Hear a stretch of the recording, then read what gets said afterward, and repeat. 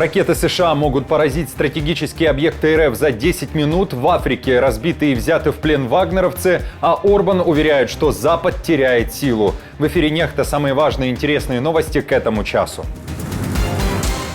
Хочешь жить – умей вертеться. В Курске россиянам предлагают самостоятельно обустроить себе бомбоубежище и укрытие. Власть не справляется.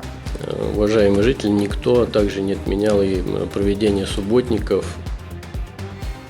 Путин боится американских ракет и мечтает о так называемой демилитаризации США. Новые угрозы Кремля. В случае реализации Соединенными Штатами Америки подобных планов будем считать себя свободными.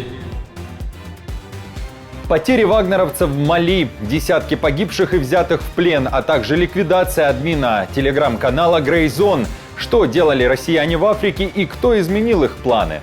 Мы захватили значительное количество наемников Вагнера и хотим передать вам этих пленных. Друзья, всем привет! Буду рад вашему лайку, подписке и репосту. Вы прекрасно знаете, что для нас это очень важно. Оставляйте также свои комментарии и спасибо вам за обратную связь. Об актуальных и важных событиях прямо сейчас начнем. В Минобороны РФ забыли отчитаться о том, что российская противовоздушная оборона в очередной раз не справилась с налетом украинских дронов. В частности, в Курской области. В ночь с субботы на воскресенье БПЛА попали точно в нефтебазу в селе Полевая. Местные телеграм-каналы пишут, что уничтожены 3 резервуара. К тому же это не первый прилет по этой нефтебазе. В феврале этого года ее также успешно атаковали беспилотники. Тем временем, напомню, в Минобороны РФ говорят, что дронов ночью было немного. 5 якобы сбили над Белгородской областью и 2 над Курской. Мэр Курска, кстати, накануне намекнул, если жители города хотят выжить, им необходимо самостоятельно подумать об укрытиях и своей безопасности. Власть-то при чем? 1700 укрытий, порядка 700 мест, в которых также можно укрываться. Естественно, это большая работа по приведению в надлежащее состояние для того, чтобы было там можно безопасно и достаточно удобно, комфортно находиться. В свою очередь не могу не отметить, что в принципе, в целом жильцы, если у них сложилась такая ситуация, что управляющая компания не справляется со своими обязанностями, напомню, они могут путем голосования сменить управляющую компанию, либо в том числе, уважаемые жители, никто также не отменял и проведение субботников, и можно своими силами навести порядок, если ваша управляющая компания не справляется. Также БПЛА оказались и в глубоком тылу РФ. Опять же, в ведомстве Белоусова уверяют, что дроны сбили еще и в Нижегородской области. То есть дроны вновь преодолели расстояние в как минимум 1000 километров. В Финляндии отреагировали на невероятную работу украинских военных, в частности разведки, которая смогла нанести удар по аэродрому Оленья в Мурманской области. БПЛА, по данным ГУР, поразили дальний стратегический бомбардировщик Ту-22М3. Из-за близости этого аэродрома к Финляндии в Хельсинки сделали заявление. Основной месседж заключается в том, что у нас нет причин для беспокойства в Финляндии. Мы держим ситуацию под контролем и способны реагировать. Мы должны привыкнуть к тому, что Украина должна использовать все средства, чтобы выиграть эту войну. И это также означает различные удары. Путин заговорил о так называемой демилитаризации США. На этот раз кремлевскому диктатору не нравится решение Вашингтона и Берлина о размещении ракет «Томагавк» на территории Германии. И уверен Путин в том, что в таком случае американцы смогут поразить важные стратегические объекты РФ всего за 10 минут. В случае реализации Соединенными Штатами Америки подобных планов будем считать себя свободными от ранее взятого на себя одностороннего моратория на развертывание ударных средств средней и меньшей дальности, включая повышение возможностей береговых войск нашего военно-морского флота.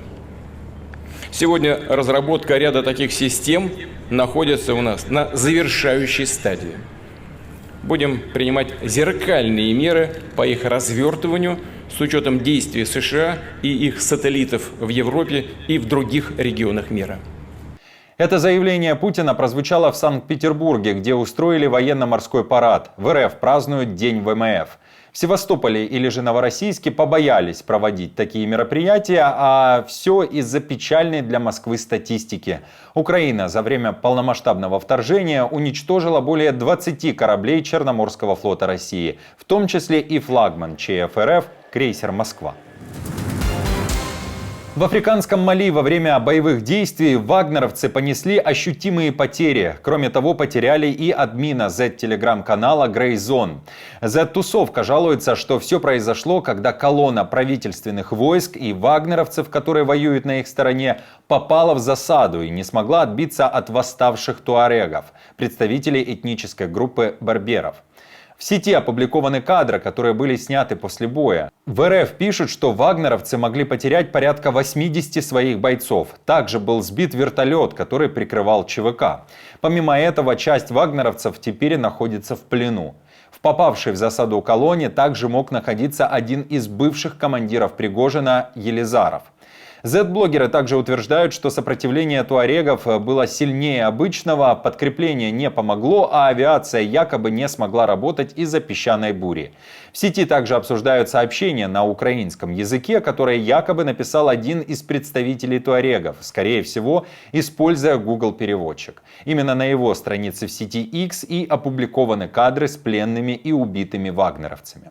Сообщение братьям-украинцам. Мы захватили значительное количество наемников Вагнера и хотим передать вам этих пленных. Как знак поддержки и солидарности. Этот жест призван помочь вам в борьбе за справедливость и свободу. Мы надеемся, что это будет способствовать укреплению наших связей и нашей общей победе. І там велика кількість їх загинула, велика кількість взята в полон. Ті, які взяті в полон, говорять російською мовою, зрозуміло, поехали родину защищать в далекое Мали, потому що Мали теж, НАТО ж загрожує, то Мали, мабуть, теж загрожує інтересам Росії. Нічого, ще далеко на іншому континенті, але якщо треба, пропагандисти і тут сработають і розкажуть. Запад слаб, а Россия побеждает. В этом уверен премьер-министр Венгрии Орбан, который совсем недавно сам назначил себя миротворцем и посредником и отправился сначала на разговор к Зеленскому, а потом к Путину. На этот раз уже в Румынии он решил заявить, что ошибочно считать Россию угрозой для мира. Орбан после встречи с Путиным говорит об обратном. На Западе говорят о своих ожиданиях, озвучивают свои инструкции, мол, мир должен выступить против России и поддержать Запад на моральной основе.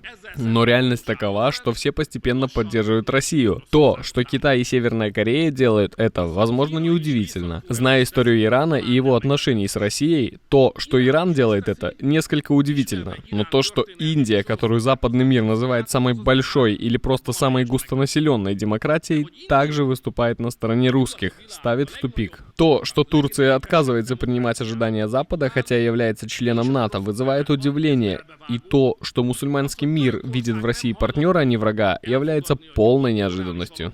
Орбан уверен, что власть от Запада переходит в Азию и РФ, а еще считает, что Украина не станет ни членом НАТО, ни членом ЕС.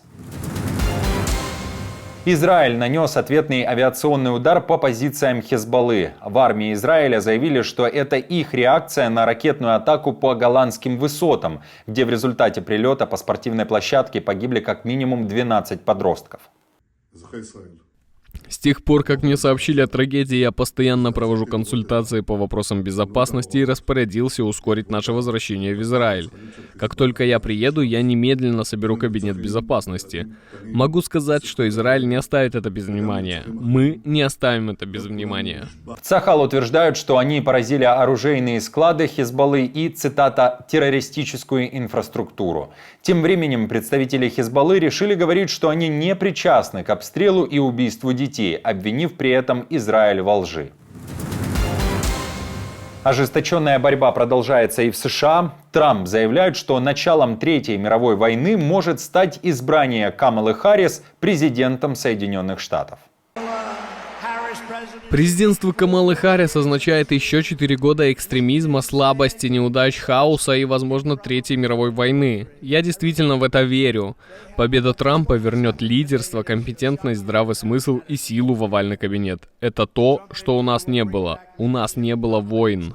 Тем временем Камала Харрис уверена, что США погрузятся в хаос, если победят республиканцы и Дональд Трамп.